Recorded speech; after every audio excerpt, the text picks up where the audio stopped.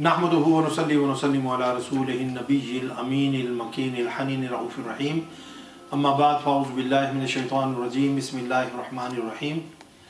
मोहतरम नाज़रीन व सामीन इकराम, अस्सलामु अलैकुम व रहमतुल्लाहि व बरकातुहू। अल्लाह ताला के फ़ज़ल व करम और हुज़ूर नबी अकरम सल्लल्लाहु अलैहि वसल्लम के नारीन पाक के सदक़े से हमने दर्स कुरान की पिछली नशिस्त में सूरह निसा का तर्जुमा और तफसीर मुकम्मल की और आज से हम सूरह अल-माइदा का तर्जुमा और तफसीर इंशाअल्लाह शुरू करेंगे। अल्लाह ताला हमें इसकी तकमील की तौफ़ीक़ अता फ़रमाए। अल-माइदा जो है, सूरह अल-माइदा ये मदनी सूरत है। इसकी 16 रुकू और 120 आयात हैं। और माइदा जो है दस्तरख़ान को बोलते हैं, चूँकि इसके अंदर वाक़या जो है वो आया है तो उस हवाले से जो हज़रत ईसा अलैहिस्सलाम का कि जब उन पर अल्लाह ताला ने जो है माइदा नाजिल फरमाई तो उस वाक़े की निस्बत से इस सूरत का नाम भी अल-माइदा है। इसका आगाज़ अल्लाह रब्बुल इज़्ज़त ने जो है इफ़ाए अहद से किया कि हम जो वादे करते हैं, अहद करते हैं, प्रोमिसेस करते हैं, उनकी अहमियत को अल्लाह ताला ने यानी कि उजागर फरमाया है। और सूरत का आगाज़ ही इस बात से किया है कि ए ईमान वालों, अपने वादों को, अपने अहद को, अपने प्रोमिसेस को पूरा किया करो। तो इससे आप अंदाज़ा कर लीजिए कि एक सूरत का जो आगाज़ है वो इस बात से हो रहा है कि अल्लाह ताला अहले ईमान को अपने वादे और अहद पूरा करने का हुक्म और तलक़ीन फरमा रहे हैं। अब बुनियादी तौर पर जो है 3 तरह के अहद होते हैं। कितने? तीन तरह के अहद होते हैं। एक और अहद होता है जो बंदे और खालिक के दरमियान है, ठीक है ना। जिस तरह से जो है हम ईमान जब लाते हैं तो ईमान का माना क्या है कि हम अल्लाह को मानते हैं और फिर हमारा इस ईमान के ज़रिए से अल्लाह से एक अहद हो जाता है कि हम अल्लाह की मानेंगे भी। जो अल्लाह ने हमें करने का हुक्म दिया है वो हम करेंगे और जिससे अल्लाह ने हमें रोका है उससे हम रुके रहेंगे, ठीक है ना। और इस यानी कि बंदगी में और इस अहकाम की यानी कि अमलदारी में हम इस हद तक जाते हैं कि ऐसा वक्त भी आता है कि जब अल्लाह ताला हमको हलाल चीज़ें एक मखसूस वक्त के अंदर खाने से और इस्तेमाल करने से रोक देता है, तो अल्लाह की बंदगी का नूर जो है इतना एक मोमिन के ऊपर चढ़ जाता है कि बस अल्लाह का हुक्म हुआ कि भाई इस वक्त से लेकर इस वक्त तक जो है खाने पीने और इन चीज़ों से रुक जाना है। तो गो के वो चीज़ें आम दिनों में आम हालात के अंदर हलाल होती हैं, लेकिन बंदा जो है उनसे रुक जाता है। तो जब आप अल्लाह की बंदगी के रास्ते पर चलते हैं तो फिर आप ये नहीं देखते कौन सी चीज़ हलाल है कौन सी हराम है करनी, बस आप देखते हैं अल्लाह का हुक्म क्या है। इनिल हुक्मु इल्ला लिल्लाह, हुक्म अल्लाह ही का है। अला लहुल खल्क़ु वल अम्र, खल्क़ भी उसी की है और अम्र भी उसी का है। तो हमने जो है ये नहीं देखना कि हमने जो है भाई ये चीज़ें एक वक्त में हमारे लिए जायज़ थी, हलाल थी, ठीक है ना। सहरी के वक्त भी हम खा रहे थे तो हलाल थी, इफ्तार के टाइम भी खा रहे हैं तो हलाल हैं। ये दरमियान के अंदर क्यों हम रुक गए हैं? रुक इसलिए गए कि अल्लाह का हुक्म है। तो जब अल्लाह का हुक्म होगा हम हलाल चीज़ों से भी अपने हाथ को खींच लेंगे। अल्लाह का हुक्म होगा तो खाएंगे, अल्लाह का हुक्म होगा तो नहीं खाएंगे। अल्लाह का हुक्म होगा तो पिएंगे, अल्लाह का हुक्म नहीं होगा तो नहीं पिएंगे। अल्लाह का हुक्म होगा तो ताल्लुक़ कायम करेंगे, अल्लाह का हुक्म नहीं होगा तो नहीं करेंगे। तो इसका मतलब ये है कि अल्लाह ताला जो है चाहता ये है कि मेरा बंदा जो है ऐसे सांचे के अंदर ढल जाए कि वो मेरे हुक्म की तामील में उसके अंदर ये जज्बा पैदा हो जाए कि जो मेरा रब कह रहा है मैंने वही करना है और जिससे रोक रहा है उससे मैंने रुक जाना है। तो ये अहद है जो अल्लाह ताला से हमने किया है अपनी इस किताब के ज़रिए से, अपने नबी और रसूल के ज़रिए से। एक तो हम आलम बाला में, आलम अरवा के अंदर भी अलस्तु बिरब्बिकुम क़ालू बला वो हम करके आ चुके हैं, लेकिन वो अहद हमें याद नहीं है, ठीक है ना। लेकिन ये जो अहद है जब हमने कलमा पढ़ा ला इलाहा इल्लल्लाह मुहम्मदुर रसूलुल्लाह अशहदु अल्ला इलाहा इल्लल्लाह वहदहु ला शरीका लहू व अशहदु अन्ना मुहम्मदन अब्दुहु व रसूलुहु, जब ये हमने अल्लाह के एक होने पर जो है शहादत दे दी और मोहम्मद सल्लल्लाहु अलैहि वसल्लम की नबूवत और रिसालत और आपकी बंदगी पर शहादत दे दी, اور ہم کلمہ پڑھ کر دائرہ اسلام کے اندر داخل ہو گئے تو پھر ہم نے اللہ کے ساتھ ایک عہد کر لیا، اللہ کے ساتھ ایک عہد کر لیا کہ اب ہم جو ہے جو تو کہے گا وہ کریں گے، جس سے روکے گا ہم اس سے رک جائیں گے۔ جس طرح سے آپ دنیا میں بھی آپ دیکھیں نا، جب آپ کسی ملک کی سٹیزن شپ اختیار کرتے ہیں تو آپ حلف دیتے ہیں نہیں دیتے؟ یہاں پر بھی جو لوگ جو ہے سٹیزن شپ لیتے ہیں برطانیہ کی تو وہ ایک حلف لیتے ہیں کہ ہم اس ملک کے جو ہے وفادار رہیں گے اور جو یہاں کی جو ہے قوانین ہیں ان کی خلاف ورزی نہیں کریں گے، ان کے مطابق چلیں گے، دس اینڈ دیٹ، اس طرح کا جو ہے حلف اٹھانا پڑتا ہے۔ تو جب آپ نے ایک تہیہ کر لیا کہ جی میں نے اب اس ملک میں رہنا ہے، تو پھر اس ملک کے جو قواعد و ضوابط ہیں، جو رولز ریگولیشنز ہیں، جو قوانین ہیں، ان کے مطابق آپ نے رہنا ہے۔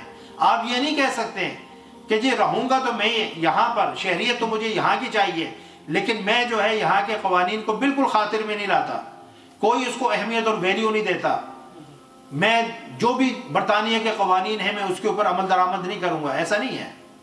جب آپ یہاں کی شہریت لیتے ہیں تو یہاں کے رولز ریگولیشنز کو اور قوانین کو بھی آپ کو ماننا پڑے گا۔ جب آپ اللہ کو اور اس کے دین کو مانتے ہیں، ٹھیک ہے نا، یا تو آپ بالکل بے حیا ہو جائیں، جس طرح ملحد ہیں وہ اللہ کو مانتے ہی نہیں، تو دنیا میں تو پھر بھی اللہ تعالیٰ ان کو جو ہے ساری نعمتیں دے ہی رہا ہے، لیکن آخرت میں جو ان کا حشر ہوگا تو وہ پھر دیکھیں گے۔ تو جو اللہ کو نہیں مانتے تو دنیا میں بھی اللہ تعالیٰ ان کو کوئی عذاب تو نہیں دے رہا، دنیا کی ساری نعمتیں جو ہے شاید ہم سے زیادہ ہی ان کے پاس دنیاوی نعمتیں ہیں، لیکن جب آپ اللہ کو مانتے ہو تو پھر اللہ کی ماننی بھی پڑے گی نا۔ یہ عہد ہے جو ہم نے اپنے دین کے ذریعے سے، اپنے نبی صلی اللہ علیہ وسلم کے ذریعے سے اللہ سے کیا ہے، تو اس کو پورا کرنا۔ دوسرا عہد کیا ہے؟ دوسرا عہد اپنے آپ سے ہے۔ آپ مثال کے طور پر دنیا کے اندر جو ہے مثال کے طور پر آپ کوئی نظر مان لیتے ہیں، ٹھیک ہے نا، آپ نے نظر مان لی کہ بھی میرا فلاں کام ہو جائے گا تو میں جو ہے یہ کروں گا، میں اتنا صدقہ دوں گا، میں کوئی مسجد بنواؤں گا، کوئی بھی آپ نے جو ہے نظر مانی، تو آپ نے یہ عہد کر لیا، اوفو بالنظر، اللہ تعالیٰ نے فرمایا کہ اپنی نظروں کو بھی پورا کرو۔ تو وہ جو نظر ہیں وہ بھی عہد ہے، ایک پرومس ہے جو آپ نے کیا ہے، تو جب وہ کام ہو جائے تو اس نظر کو پورا بھی کرنا چاہیے۔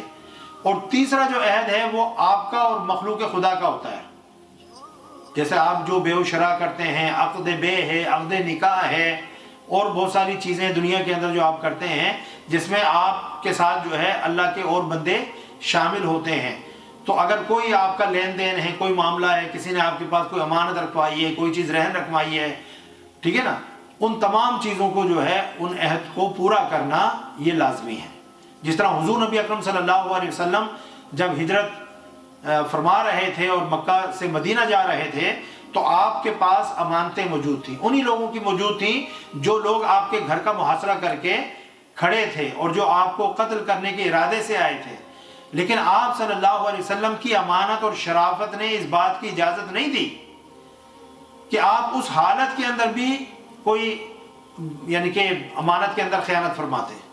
آپ نے حضرت علی شیر خدا رضی اللہ تعالیٰ عنہ کو وہ ساری امانتیں سپرد فرمائیں اور کہا کہ علی یہ امانتیں جن جن کی ہیں ان کو لوٹا کر پھر تم مدینہ ہجرت کر کے آنا۔ یہ ہے دین، یہ ہے اسلام، کہ اگر آپ کی کسی کے ساتھ دشمنی بھی ہو تو وہ دشمنی آگے آئے گا، آپ کو ظلم اور زیادتی پر نہ اکسائے، ٹھیک ہے نا۔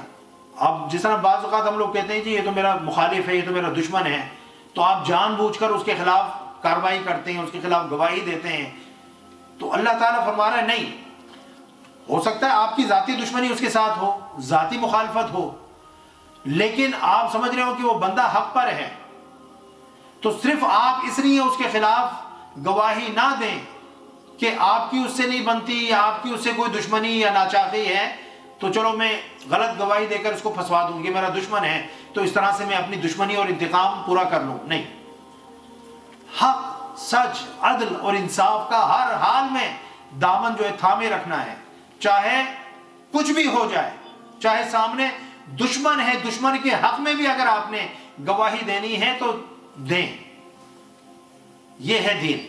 تو اللہ تعالیٰ یہ تین جو ہے میں نے آپ کو جو بیان فرما دی.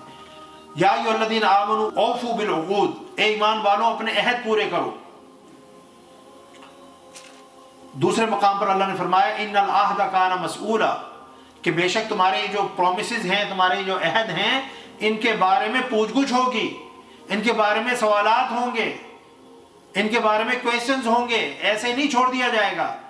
تو اپنے جو وعدے کرو، ایک تو دیکھ بھال کر وعدے کرو، ایسا وعدہ جو تم پورا نہیں کر سکتے نہ کرو، اور جو کر سکتے ہو اس کا وعدہ کرو تو اس کو پورا کرو، کیونکہ تمہارے جو کیے ہوئے وعدے ہیں ان کے بارے میں اللہ تعالیٰ قیامت کے دن پوچھے گا. پھر اللہ رب العزت نے جو ارشاد فرمایا احلت لکم بہیمۃ الانعام، تمہارے لیے چوپائے جانور یعنی مویشی حلال کر دیے گئے ہیں، الا ما یتلا علیکم، سوائے ان جانوروں کے جن کا بیان تم پر آئندہ کیا جائے گا. وہ آگے آ رہا ہے آیت نمبر 3 کے اندر. سوائے ان جانوروں کے اللہ تعالیٰ نے چوپائے. اب دیکھیں چوپایوں کے اندر تو جو ہے درندے بھی آتے ہیں، وحشی جانور بھی آتے ہیں، ٹھیک ہے نا. یہاں جو ہے مویشی مراد ہے، اس کا آگے ذکر اللہ تعالیٰ جو ہے دوسرے مقام پر اللہ تعالیٰ نے بیان فرمایا. وہ چوپائے جو کہ یعنی کہ حلال ہیں، وہ اللہ رب العزت نے تمہارے لیے چوپائے یعنی مویشی جانور جو حلال کر دیے ہیں.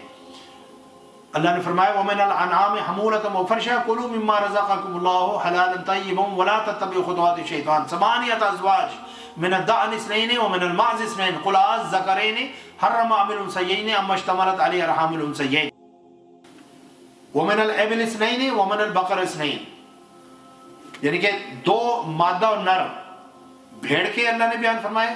ثمانیت ازواج، 8 جوڑے اللہ تعالیٰ نے قرآن پاک میں بیان فرمائے. ثمانیت ازواج من الضأن اثنین، بھیڑ نر اور مادہ. ومن المعز اثنین، معز بولتے ہیں بکری کو، اور بکری اور بکرا تو 4 ہو گئے. ومن الابل اثنین، اونٹ اور اونٹنی.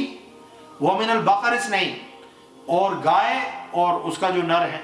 تو یہ 8 جو جوڑے ہیں ان کو اللہ تعالیٰ نے، اور ان کے مماثل، ان کے جو مماثل ہیں، جیسے اب بھینس کا ذکر نہیں ہے تو بھینس ہو گئی، ہرن ہو گئی، نیل گائے، اس طرح کے جو ہے وہ چیزیں، وہ ان کے جو مماثل ہیں ان کو جو ہے اللہ تعالیٰ نے شامل فرمایا. الا ما یتلا علیکم غیر محل الصید وانتم حرم،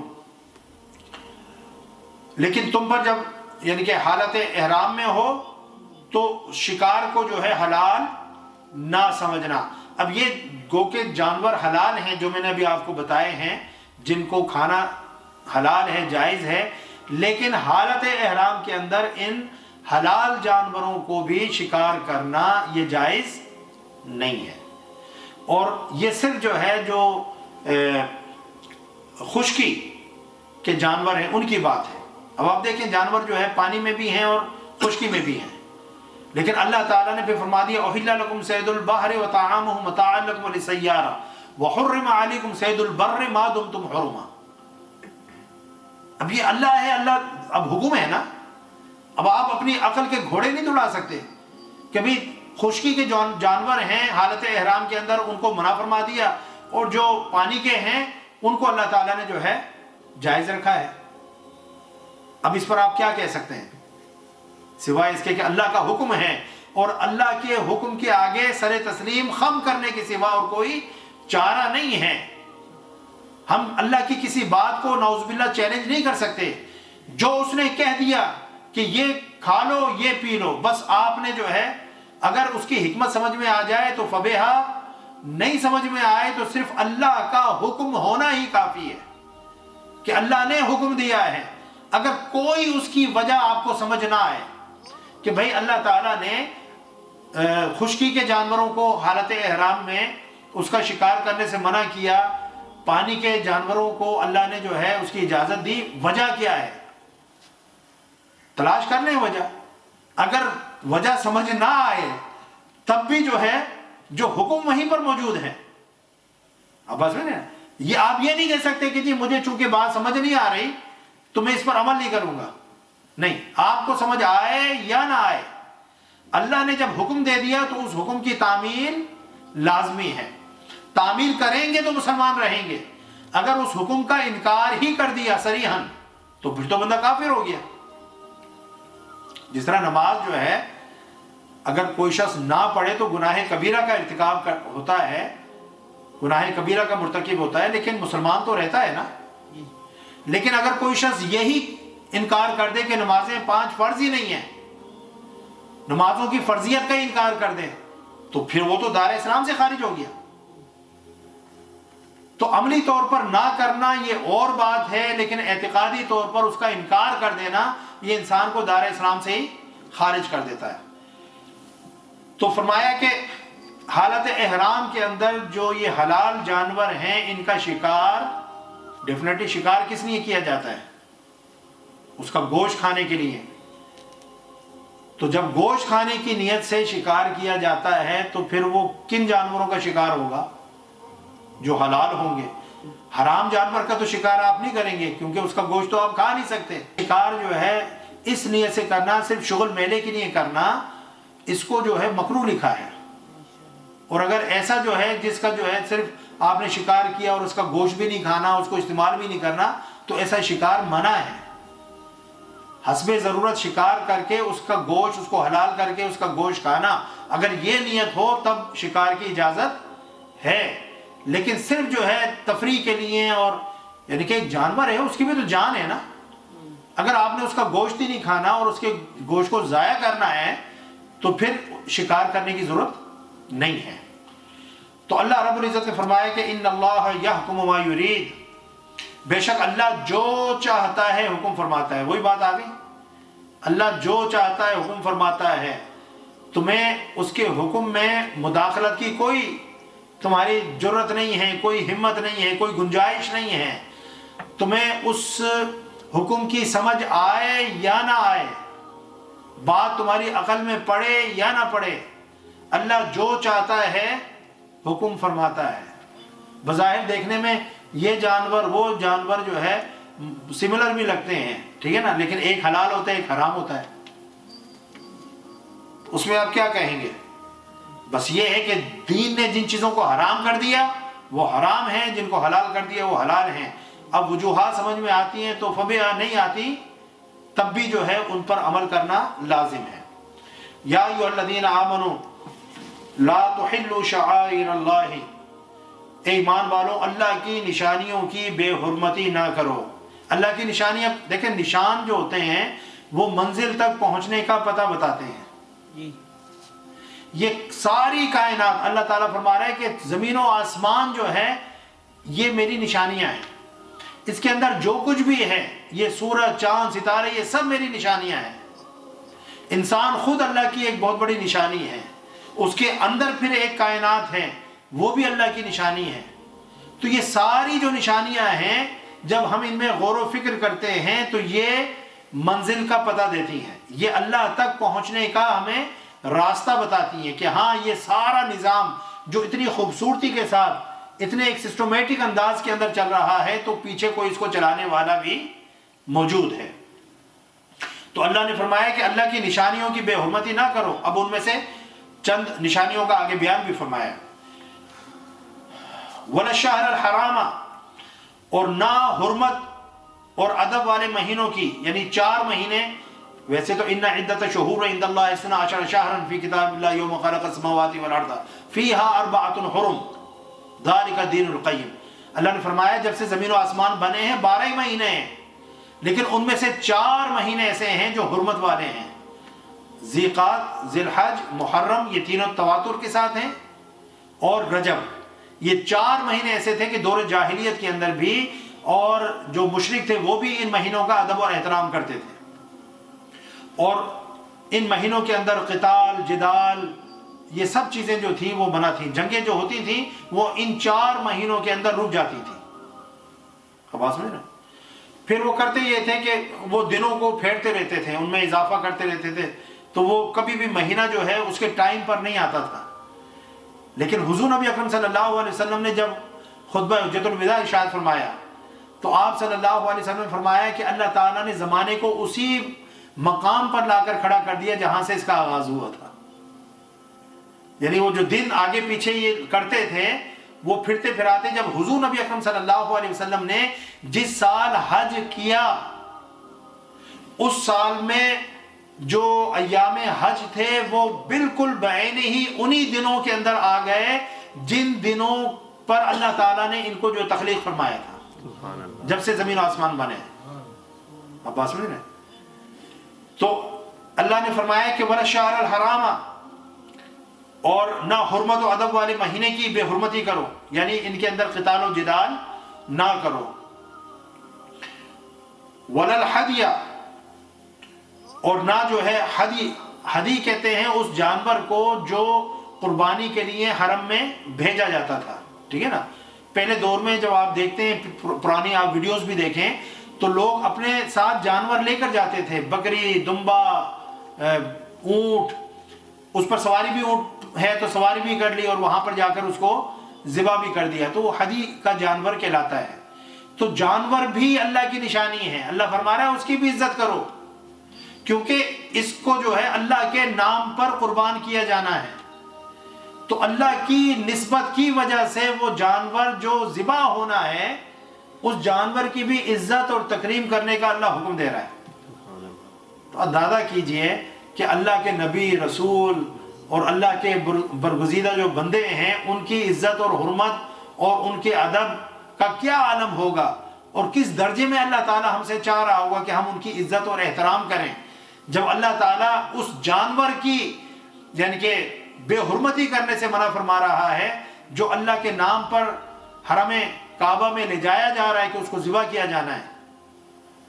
اور پھر فرمایا وَلَا الْقَلَائِدِ، کہ نہ تو جو ہے حرم میں لے جانے والے قربانی کے جانوروں کی بے حرمتی کرو اور نہ مکہ لائے جانے والے ان جانوروں کی جن کے گلے میں علامتی پٹے ہوں.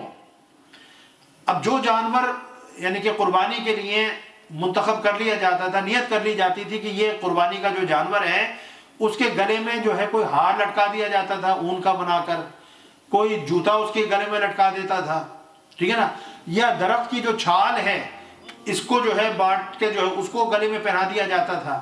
یا اونٹ ہے تو اس کو جو ہے اس کے کوہان کے اندر ایک چیرا لگا کر اس سے جو خون اتنا نہیں تھوڑا سا چیرا جو لگا کر تھوڑا سا خون بے کر وہ جم جاتا تھا.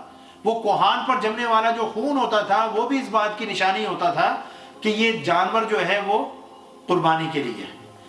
تو اب یہ نشانیاں اللہ فرما رہا ہے کہ ان کی بے حرمتی نہ کرو. اب ان کی جو ہے اب ہدی کی بے حرمتی کیا ہوگی؟ اب ایک بندہ ہے جانور لے کر جا رہا ہے، اس کے جانور کو چھین لیا یا اس کے جانور کے ساتھ جو ہے کوئی شرارت کی، اس کو زخمی کر دیا، تو یہ اس کی بے حرمتی ہے. کہ ایک بندہ قربانی کی نیت سے جانور لے کر جا رہا ہے تو اس کو یا تو جو ہے جانور کو چھین لیا، قبضہ کر لیا، غصب کر لیا، یا اس کو زخمی کر دیا کہ اب وہ قربانی کے قابل نہ رہے. اور قلائد جو پٹے ہیں ان کی بے حرمتی نہ کرو. اب دیکھو وہ جو پٹے، وہ کھجور، وہ جو درخت کی چھال ہے وہ قلائد ہے، اس کی بے حرمتی نہ کرو. اون کا جو ہار ہے اس کی بے حرمتی نہ کرو. وہ جوتا جو اس کے جانور کے گلے میں لٹکا دیا گیا اس کی بے حرمتی نہ کرو. جوتے کی بھی بے حرمتی نہ کرو.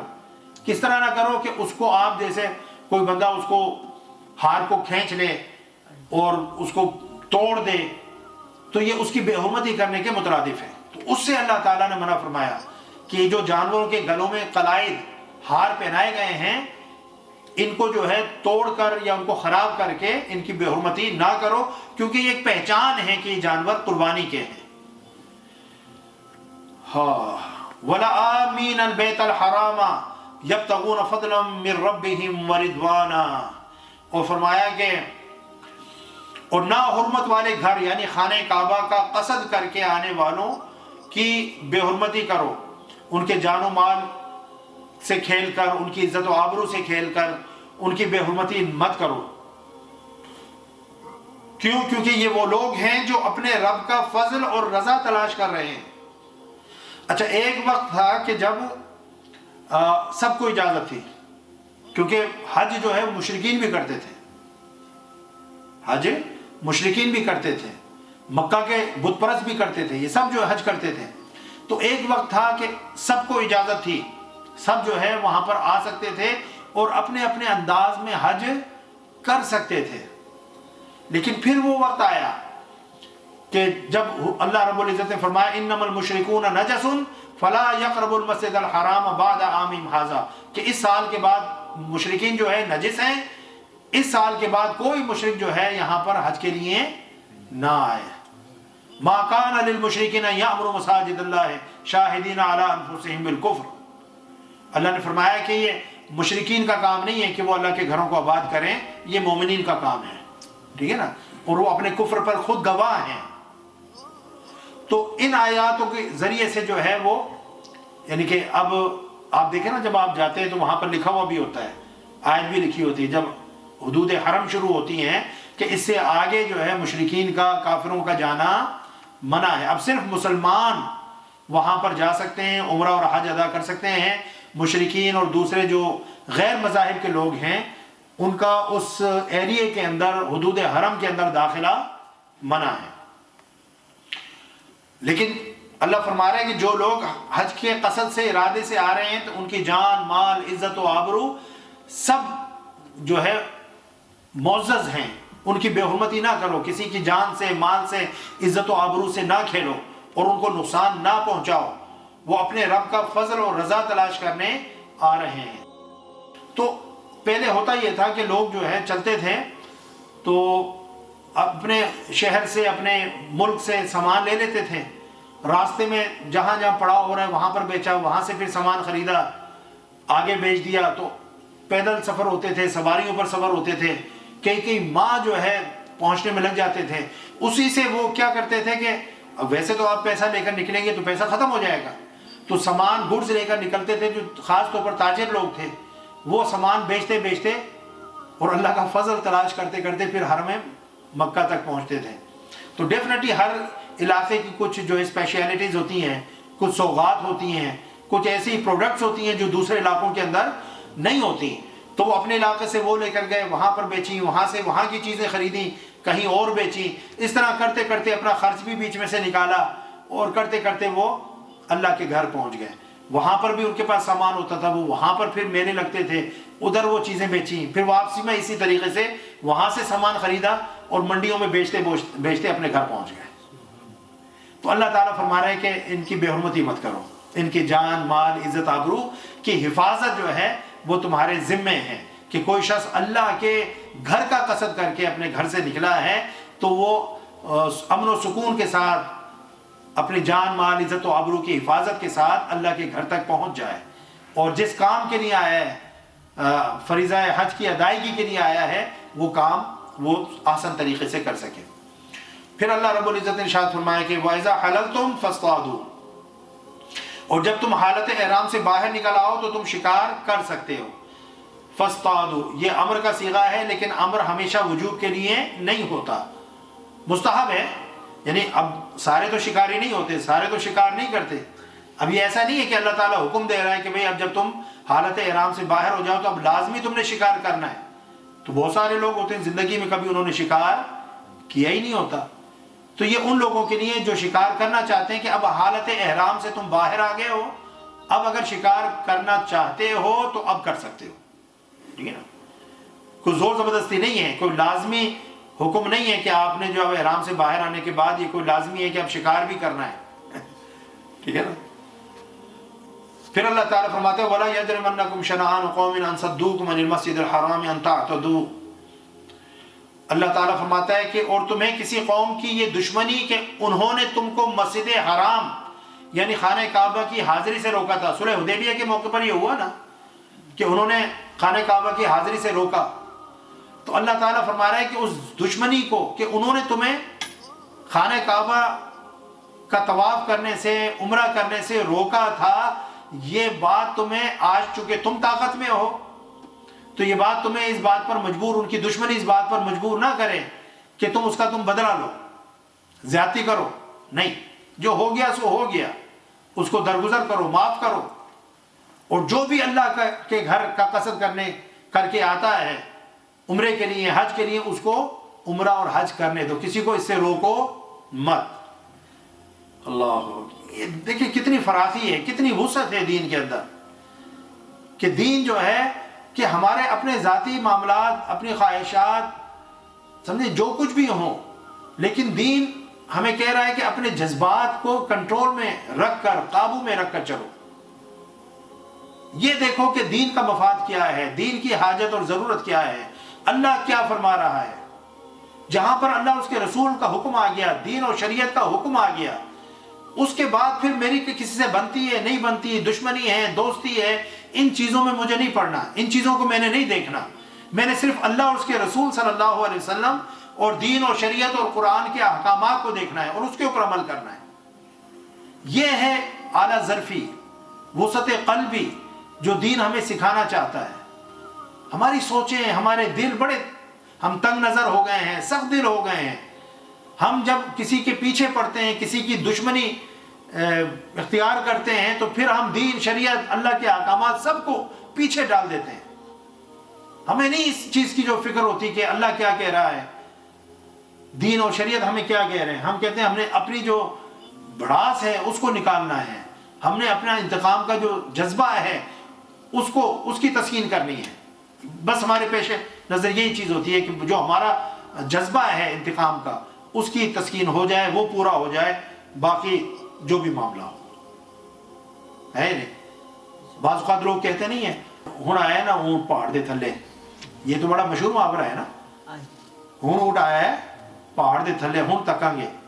مسئلہ یہ کہ اب یہ اس کی کوئی کمزوری ہاتھ آ گئی ہے یا یہ کسی مصیبت کے اندر پھنس گیا ہے، تو اب اس کو ہم نے یعنی کہ سبق سکھانا ہے۔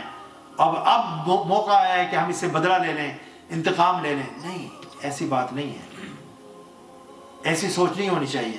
اللہ نے فرمایا بدلہ تو لے سکتے ہیں ہم، جتنا جو ہے کسی نے زیادتی کی ہے اس حد تک ہم اپنا انتقام لے سکتے ہیں، اس کی اجازت ہے، لیکن ساتھ ہی اللہ تعالیٰ نے فرمایا جو معاف کر دیتے ہیں اللہ ان کو بہت پسند کرتا ہے۔ پھر فرمایا کہ وَلَا تَعَاوَنُوا وَتَعَاوَنُوا عَلَى الْبِرِّ وَالتَّقْوَى، فرمایا کہ اللہ اکبر، اور نیکی اور تقوی کے کاموں پر ایک دوسرے کی مدد کیا کرو۔ نیکی اور تقوی کے کاموں پر، نیکی کے کام کیے جن چیزوں کو اللہ نے کرنے کا حکم دیا ہے وہ نیکی کے کام ہیں۔ تقوی جن چیزوں سے اللہ نے بچنے کا حکم دیا ہے وہ کرنا ہے۔ تو ان کاموں کے اندر یعنی کہ جن کاموں کو کرنے کا اللہ نے حکم دیا ہے، اگر کوئی وہ کام کر رہا ہے اور آپ کو بھی اس کام کے لیے بلا رہا ہے تو آپ دوڑ کر جائیں، اس کی مدد کریں، اس کے ساتھ کھڑے ہوں۔ اگر کوئی شخص جو ہے مسجد بنا رہا ہے، وہ کہتا ہے یار میں نے یہ پروجیکٹ جو ہے شروع کیا ہے، آپ بھی آئیں، آپ بھی میرے ساتھ جوائن کریں، آپ بھی جو ہے اللہ کے گھر کی تعمیر میں حصہ لیں، وائی ناٹ؟ اللہ نے حکم دیا ہے۔ تو تعاونوا علی البر، نیکی کے کام میں جو تعاون کرنے کے لیے آپ کے پاس جو ہے آپ اس کے حساب سے تعاون کر لیں۔ والتقوی، اور اگر جو ہے وہ کام جن کو اللہ نے کرنے سے روکا ہے، ٹھیک ہے نا، اس کے اندر تعاون کریں۔ کوئی شخص جو ہے اگر کسی برائی کے خلاف کھڑا ہوا ہے، ٹھیک ہے نا، آپ بھی اس کو اسٹرینتھن کریں، اس کو مضبوط کریں، اس کے ہیلپر اور سپورٹر بنیں کہ اس نے ہمت اور جرأت کر کے ایک معاشرے کے اندر جو برائی ہے اس کے خلاف آواز اٹھائی ہے، اس کے خلاف عملی جہاد اس نے شروع کیا ہے۔ جہاد کوشش کو کہتے ہیں، تو وہ کوشش کر رہے ہیں، تو اس کوشش میں آپ اس کے ساتھ شامل ہو جائیں۔ اب بس ہے ذرا حضور سید شیخ الاسلام نے ایک جد و جہد کی ایک نظام کو تبدیل کرنے کے لیے، تو جو لوگ اس میں شریک ہوئے، یہ تعاونوا علی البر والتقوی، ٹھیک ہے نا، تو اللہ نے تو ایک فرمایا ہے نا کہ نظام حکومت کس طرح سے چلانا ہے۔ تو ہمارے جتنے بھی اسلامی ملک ہیں، کیا نظام حکومت اس حساب سے چلایا جا رہا ہے؟ نہیں۔ وہ جو ایک حکمراں کے اوصاف ہونے چاہیے، مسلمان حکمراں کے جو اوصاف ہونے چاہیے، کیا وہ آج کے جو حکمران ہیں ان کے اندر وہ پائے جاتے ہیں؟ پورے دنیا میں دیکھ لیں جہاں پر اسلامی ملک ہیں، تو جد و جہد کرنے کی ضرورت ہے۔ پھر فرمایا وَلَا تَعَاوَنُوا عَلَى الْإِثْمِ وَالْعُدْوَانِ، اور گناہ اور ظلم کے کاموں پر ایک دوسرے کی مدد نہ کرو۔ یعنی جن کاموں سے اللہ نے تمہیں روکا ہے، جب انسان وہ کام کرتا ہے تو وہ گناہ ہوتا ہے، چاہے وہ گناہ صغیرہ ہو یا گناہ کبیرہ ہو۔ والعدوان، اور اگر کسی کے یعنی کہ حق میں آپ کو ڈاکہ ڈالتے ہیں، کسی کے ساتھ زیادتی کرتے ہیں، ظلم کرتے ہیں، پرسنلی کسی کا آپ نے جو زمین ہڑپ کر لی کسی کا مکان اپنے نام لگوا لیا، یعنی یہ تعدی ہے، کسی کا حق جبرن ظلم کے ساتھ جو ہے چھین لینا، یہ تعدی ہے۔ تو اللہ نے فرمایا ہے کہ جو اسم اور عدوان یعنی تعدی والے کام ہیں ان میں کسی کی مدد نہیں کرنی۔ لا طاعت لمخلوق فی معصیت اللہ، ایک رول جو ہے، ایک اصول بن گیا کہ اللہ کی نافرمانی میں مخلوق کی اطاعت نہیں ہے۔ اگر کوئی حکمراں اللہ کی معصیت میں کوئی اپنے سب آرڈینیٹس کو حکم دیتا ہے کہ بھائی آپ نے یہ کام کرنا ہے، میں تمہارا بادشاہ ہوں، میں تمہارا وزیر اعظم ہوں، میں تمہارا وزیر اعلیٰ ہوں، میں تمہارا منسٹر ہوں، میں تمہیں یہ حکم دیتا ہوں کہ تم یہ کام کرو، اور وہ کام جو ہے ظلم اور زیادتی اور گناہ کا ہو، تو جو سب آرڈینیٹ ہے، ماتحت ہے، اس کا کام ہے کہ وہ سوری کر لے، وہ ایکسکیوز کر لے، وہ کہہ دے کہ جناب یہ کام آئین اور قانون اور دین اسلام اور شریعت کے مطابق نہیں ہے، نہ اللہ اس کے رسول اور اس کا دین اجازت دیتا ہے، نہ ملک کا قانون اجازت دیتا ہے، اور نہ میرا ضمیر اجازت دیتا ہے کہ میں آپ کے اس حکم کو مانوں۔ آپ جائز حکم دیں گے، میری سر آنکھوں پر جان بھی حاضر ہے آپ کے جائز حکم کو مکمل کرنے کے لیے، لیکن ناجائز اور ظلم والا جو ہے کوئی حکم دیں گے تو میری بس ہے، میری سوری ہے، ہم سوری۔ یہ یعنی کہ لمٹس ہونی چاہیے، ایک لائن ہونی چاہیے، اس لائن کو کبھی کراس نہ کیا جائے۔ تو اللہ تعالیٰ جو ہے فرما رہا ہے کہ جو بدی کے کام ہیں، گناہ کے کام ہیں، زیادتی کے کام ہیں، ان کے ساتھ جو تعاون نہ کرو، واتقوا اللہ، اور اللہ سے ڈرتے رہو۔ اللہ سے ڈرنا ہی بنتا ہے، سمجھے نا؟ ان اللہ شدید العقاب، بے شک اللہ جو ہے جو نافرمانی کرنے والے ہیں نا، فرمایا کہ اللہ تعالیٰ ان کو سخت سزا دینے والا ہے۔ تو اللہ کی نافرمانی سے ہمیں بچنا چاہیے، اللہ کی فرما برداری میں رہیں گے تو دنیا میں بھی ہمیں عزت ملے گی، سرفرازی ملے گی، اللہ کا قرب ملے گا، اور آخرت میں بھی انشاءاللہ ہماری عزت ہوگی، اور اللہ تعالیٰ ہمیں سعادت مند لوگوں کے گروپ میں اور فہرست میں شامل فرمائے گا۔ اللہ تعالیٰ آج ہم نے اللہ تعالیٰ کے فضل و کرم سے سورہ المائدہ کی آیت نمبر 2 تک کا بیان مکمل کر لیا ہے۔ انشاءاللہ اگلی نشست میں ہم آیت نمبر 3 سے اپنی گفتگو کا آغاز کریں گے۔ وما علیہ الا البلاغ۔ السلام علیکم ورحمۃ اللہ وبرکاتہ۔